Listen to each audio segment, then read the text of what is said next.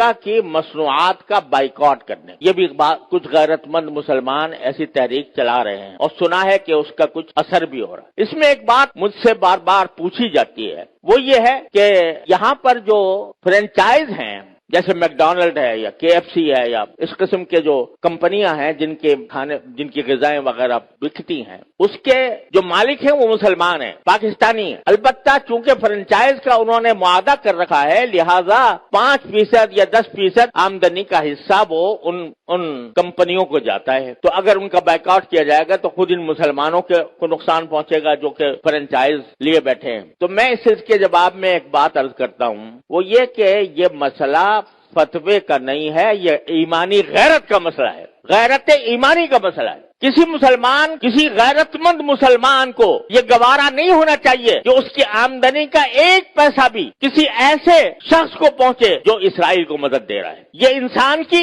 ایمانی غیرت کا تقاضا ہے۔ یہ کہنا کہ بھئی 5% جاتا ہے، اب 95% تو ہم کھاتے ہیں۔ ارے بھائی 95% آپ کھا چکے، بہت الحمدللہ، کافی آپ نے نفع بنا لیا۔ اب آپ یہ تو کر سکتے ہو کہ اس فرنچائز کو ختم کر کے اپنا کاروبار شروع کر دو۔ اگر اس کو ختم کر کے اپنا کاروبار شروع کرو گے تو ذرا تھوڑا سا پتہ تو چلے گا ان کو کہ یہ جو ہم دنیا بھر کے اندر ہم اپنی مصنوعات چلا رہے ہیں، دنیا بھر میں ہمارا سکہ چل رہا ہے، اس کا کچھ اثر تو ہوگا۔ یہ کہنا کہ 5% جا رہا ہے ان کو اور ہم نے 5% جا کے کیا اس میں کیا فرق پڑے گا؟ آپ ذرا یہ سوچو کہ اگر کوئی میری آمدنی کا 50% نہیں 1% کسی ایسے شخص کو پہنچ رہا ہو جو میرے باپ کے قتل کی سازش کر رہا ہے، گوارا کرو گے کہ میری آمدنی کا 1% ایسے شخص کو دیا جا رہا ہے جو میرے باپ کے قتل کی سازش کر رہا ہے یا میرے قتل کی سازش کر رہا ہے؟ تو اب یہاں اس کو 1% اور 2% اور 5% سے ناپو گے۔ لوگ فتوے کی بات کرتے ہیں، یہ فتوے کا مسئلہ نہیں ہے،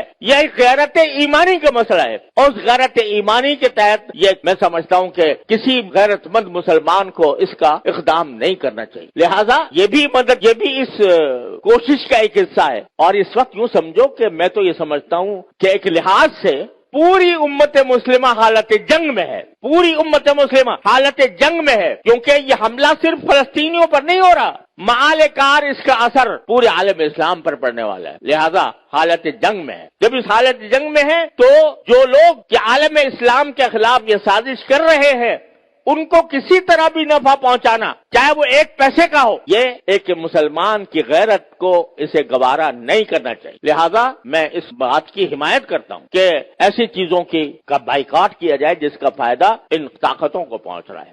تو اپنی سی کوشش کرو، اللہ تعالیٰ سے دعا جاری رکھو، کوئی وقت خالی نہ جائے جس میں اللہ تعالیٰ سے نہ مانگا جا رہا ہو، اور پھر اللہ کے فیصلے پر راضی رہو۔ پھر جو اللہ کا فیصلہ ہے وہی برحق ہے، وہ ہماری خواہش کے مطابق ہو تو برحق ہے، ہماری خواہش کے خلاف ہو تو برحق ہے۔ تو بس یہ ہے پریشانی کا علاج۔ اللہ تبارک و تعالیٰ اپنے فضل و کرم سے ہم سب کو اس پر عمل کی توفیق عطا فرمائے۔ وآخر دعوانا الحمدللہ رب العالمین۔